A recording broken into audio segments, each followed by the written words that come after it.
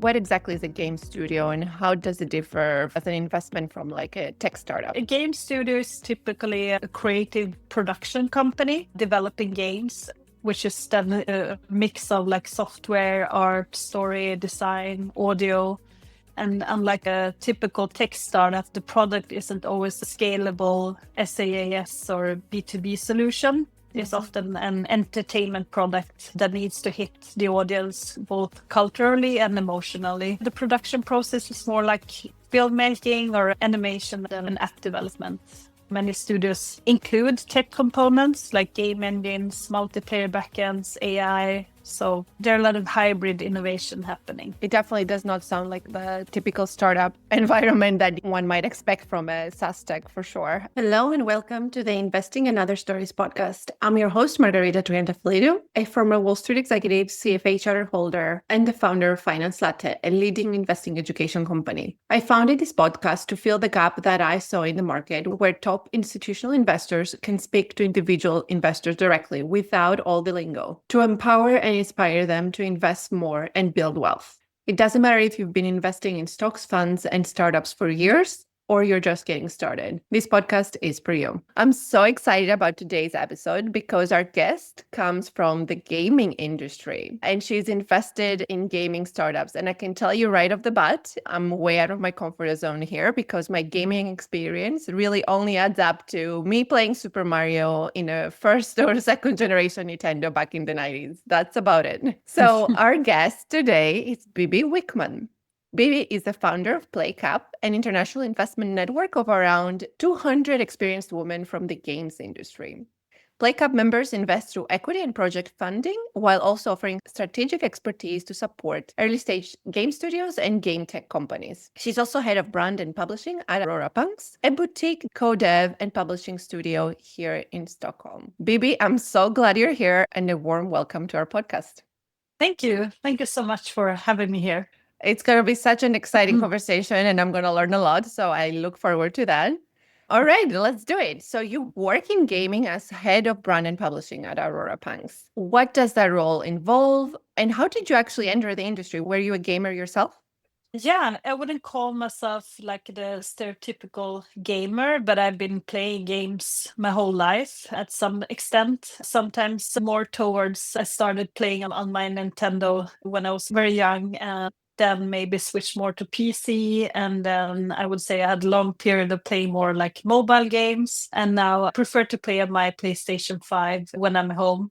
But I wouldn't call myself a stereotypical gamer in that sense. I've been working in brand and communication and marketing since 2008 when I graduated from university.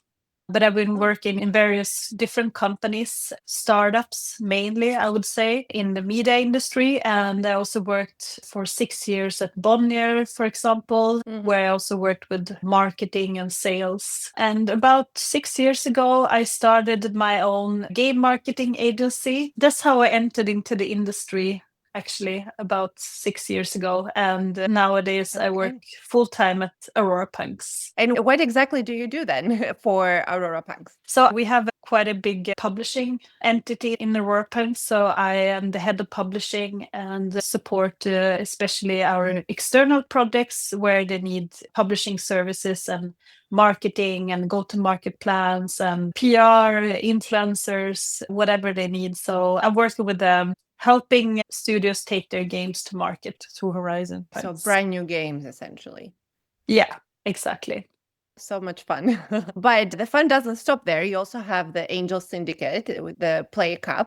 It's a pan-European syndicate of women angel investors that invest only in gaming and tech in games. So why did you create this group and how underrepresented are women in the gaming industry? I'm expecting a lot, but give us your take. How underrepresented are women in the games industry? I don't really have the numbers, I would say. I know that it circulated a post a few weeks ago where they said that only 2% of the funding goes to women-led companies. It was easier if the company had a mix of women and men, but if it was only women in the company, only 2% of the funding went to these companies. I think that's broader for VC in general. Is it also the same for games? Yeah, that was for games, actually. It's like right on average, that pathetic average we keep hearing about. Yeah, exactly.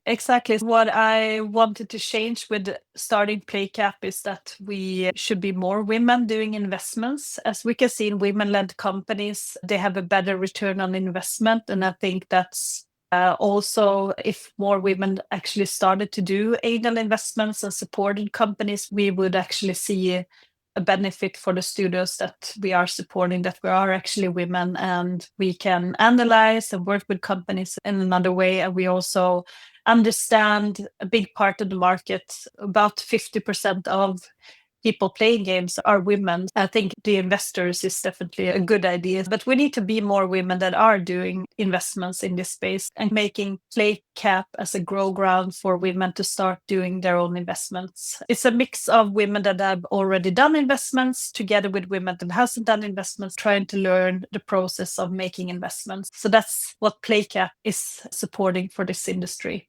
I love your mission. And I also love how you approach that the investments that you make are not exclusively to women, because as you said, you want to see the entire universe. And also there is significant value to be added by having women owners in a company and then giving advice and influencing strategy, actually. I really like that take. Yeah. Keep up the good work. Thank you. That's great. And we're going to talk a lot more about angel investing and what you look for in companies. But before we do that, I wanted you to give us a primer, especially for people like me who don't really know the industry, as to what exactly is a game studio and how does it differ as an investment from like a tech startup? So a game studio is typically a creative production company developing games, which is then a mix of like software, art, story, design, audio. And unlike a typical tech startup, the product isn't always a scalable SaaS or B2B solution. It's often an entertainment product that needs to hit the audience both culturally and emotionally. The production process is more like filmmaking or animation than an app development. Many studios include tech components like game engines, multiplayer backends, AI. So there are a lot of hybrid innovation happening. It definitely does not sound like the typical startup environment that one might expect from a SaaS tech, for sure. And how big do these startups tend to be, especially in the beginning? Early on, a game studio can be just like 2 to 5 people, I would say. There are a lot of creative teams that are quite small in that sense. As production scales, the team usually tend to scale. I would say like a mid-size indies, about 10 to 25 people. And of course, larger projects are more like 50, 100 people teams. You mentioned publishers. Can you compare and contrast the role of the publisher versus like a VC or platforms like Epic and Unity? Yeah, so you can think of it as VCs and angels tend to invest into the company. So they invest with equity, while publishers invest into the actual product, the game itself. Project investments is what we call it. Platforms invest more into the ecosystem of making games. So I would say that's like Epic and Unity, they provide tools and distribution and also some grants and funding into game studios. So it's a little bit different structured in that sense. The role of the publisher, if we look into in terms of investments, publishers invest into the product, the game. So they do something called product investment. They invest with money, and when the game actually is released, they get the money back as a recoup, and they also get the rev share from the future income of the game. So that's how publishers do their investments. It sounds like book publishers, essentially. Yeah, exactly. Yeah. Okay, wonderful. So you invest in gaming startups, right? In studios and other related startups. So why is that particular industry attractive from an investment standpoint? Why go there at all? It depends what you're interested in investing in, but if you want to invest into the entertainment industry, games is the biggest and the fastest growing segment. They're all cultural products with a global reach. But of course, it comes with risks. And we see a lot of things that has been happening in the film industry, happening in the games industry, the entertainment industry kind of following each other. But definitely games are the biggest medium today. Interesting. I did not know that. And you mentioned some more recent trends. Are you referring to the AI disruption? And can you walk us through what's happening with AI right now? That's a broad question. We see more and more AI tools coming into games. I wouldn't say replacing people at all right now, but definitely working with AI is something that you have to do in the games industry nowadays. I don't think the AI can work as a standalone. You have to be very experienced people working with AI to get it working the way that you want. I think we see what it's going to become more rather than actually what AI will be as a final entity in the games industry, but it's definitely going to take over more and more, of course, and change the way we are making games. We also see a lot of generative AI games and studios popping up, which is definitely happening. So they're incorporating generative AI as part of the game, is what you're saying? Yeah. And is that creating new types of games or new types of studios? Say both. Definitely, if you get the AI actually working, makes it faster to actually get into the gaming experience and the way you're making games. Makes it more efficient in the content creation. The testing is also where we see a lot of AI coming in, and even the game design. So definitely seeing a lot of things happening there. New startups taking shape, and games also having AI as a big part of their experience. Can you give us an example of a studio that you invested in and walk us through how you found that specific deal and what type of analysis you did to get comfortable with investing in it?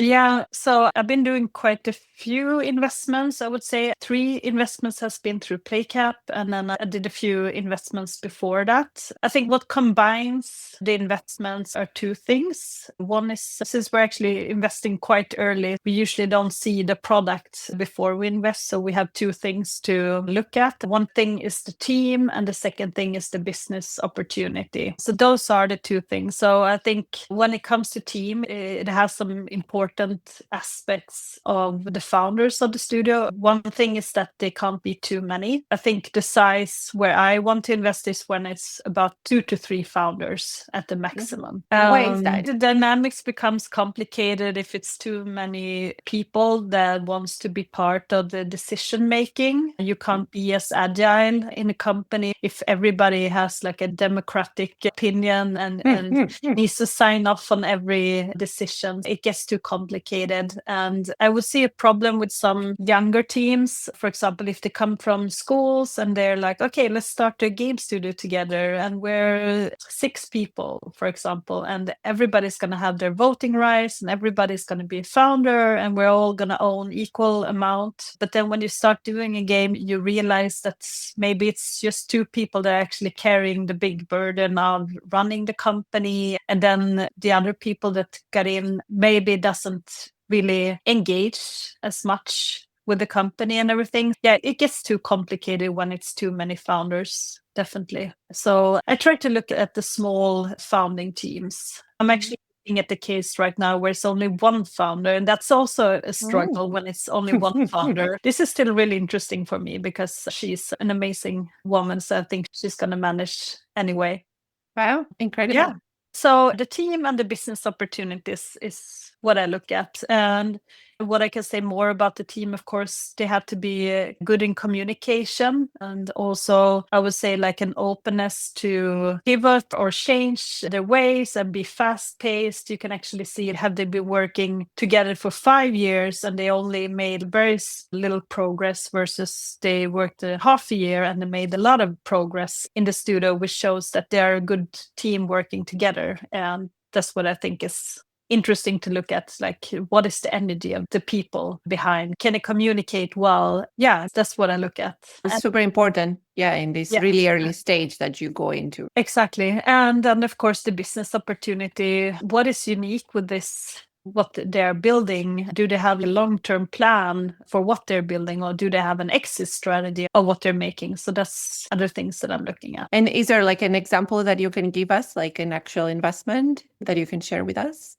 We've done 3 investments in Playcap so far. The first investment was actually into a generative AI studio that are making game experiences where the player themselves create the characters and what's going to happen in the game. So that's the first investment. The second investment actually were more leaned into like, this is a great founding team. They had a long experience, what they were doing, and that they're very fast in prototyping. That was a mobile game studio. So I think that one is very interesting out of the more, I would say, the team perspective, that we know that they can actually deliver really good products in the end. And now we're closing our third investment, which is more into a platform where you are making multiplayer games in the real world.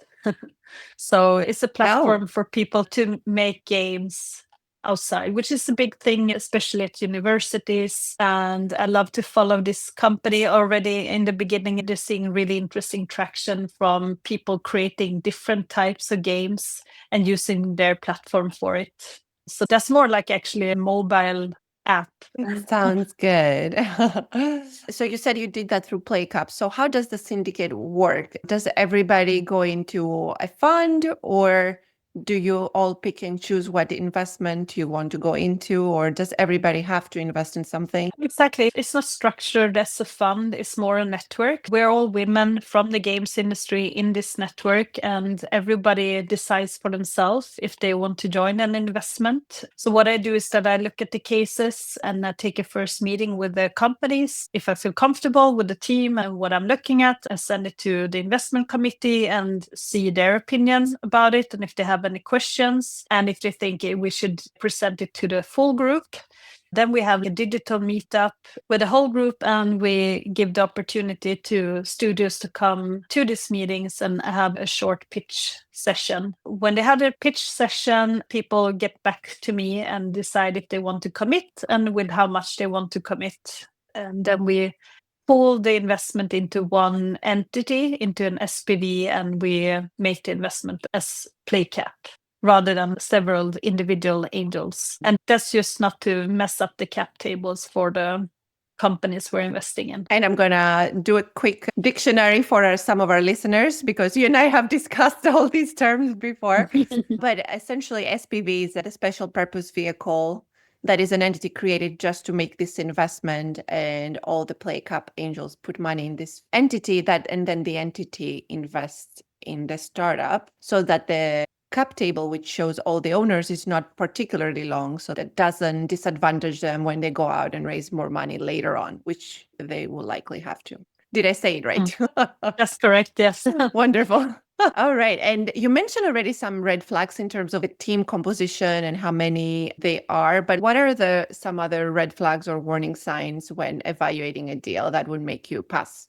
I would say if the burn rate is way too high, that you can see that they will struggle with the runway between the rounds, is something that I would say, like, we try to invest in cases where the burn rate feels at the level that a startup should have. I think that is maybe a difficulty for, especially if you come from a bigger company and you decide to create your own startup in games, and then you want to have the same salary as you had when you were at the bigger company. And yeah, that usually tends to higher the burn rate quite a lot if you are like 11, 12 people. So yeah, I think that's one thing. When you see numbers that they actually have a data room and the numbers doesn't really add up or doesn't make sense, it's also something that I've seen in some pitches, that the numbers doesn't feel real.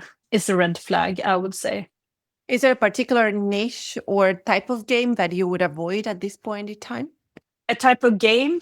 Personally, I'm holding off right now from on VR, since we don't really know what the future of VR will be. I think we're probably going to see that in the future, but it's still a little bit unclear, and it's a very tough market right now to make investments in. Got it. Also, AR is a little bit difficult right now, I would say. That's augmented reality. Okay. And do you want to also mention a specific deal or studio that you passed on and what you learned from that? Yeah, one I saw really interesting pitch deck, a really interesting business opportunity, something really unique. I met with the founder and he had really big trouble to speak English. And that is something I felt like, okay, we're going to be together for a long term. And if we can't really communicate, that will be difficult. And then he brought his second founder on the call. And I just felt like, I don't know, maybe he didn't like women or something, but it was something in the call where he was just shutting off his camera. He was sitting and eating in the meeting and everything. And the way of him not being professional just felt like, I don't really care how good and interesting this business opportunity is, but the founding team just didn't feel right for me. Yeah, absolutely. Makes sense. You are the investor at the very least. They can look at you directly when they're pitching at the very least. What is your outlook for 2025 and onward for the gaming industry? What are some of the hot trends and your expectations? Yeah, so for 2025, I think what we're seeing right now is that we're coming out of a correction phase post-pandemic.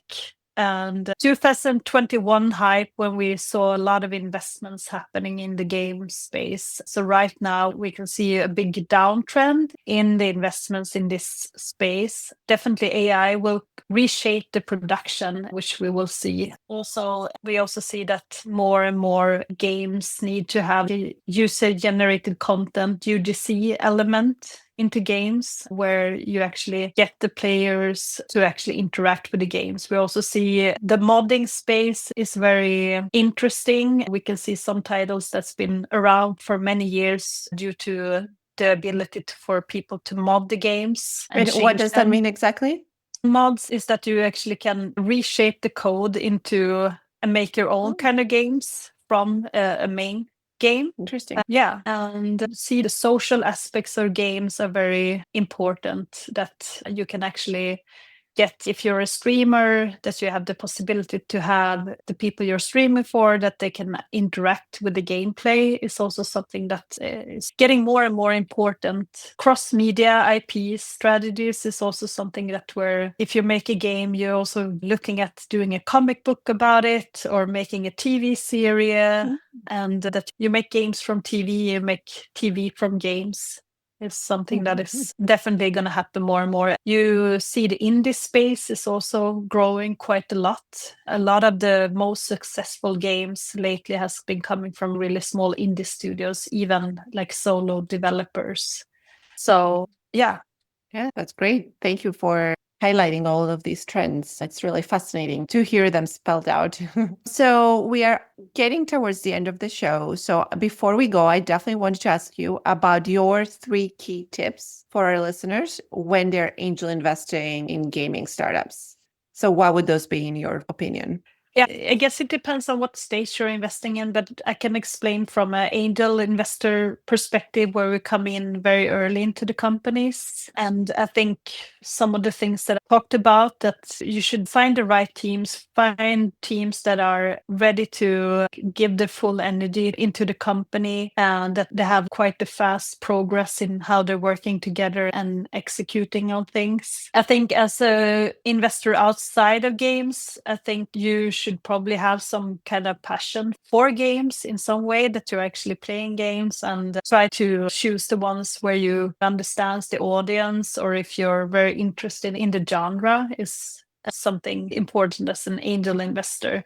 Think very long term. It takes quite a few years to build games, and see that they actually have a plan for not only this game, but also the 5-year plan. Are they planning to do more games, or are they planning to use the tech in these games for other things? What's the expectations on a longer basis is something I would look at. If I would only invest into a studio with one game, I would do a project investment rather than equity investment. That's why I see a lot of product investments are being made in games right now, maybe a little bit more towards product investments rather than equity investments into pure game studios right now. Interesting. I've learned so much through this conversation.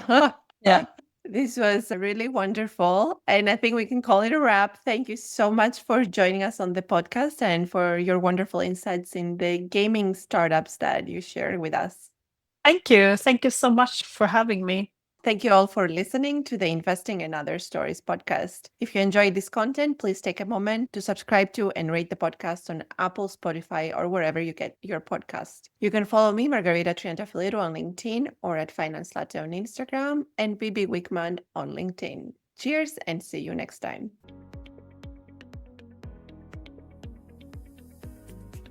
The information provided on this podcast is for informational purposes only and should not be considered investment advice. The opinions expressed on this podcast are as of the day of the recording and are subject to change without notice.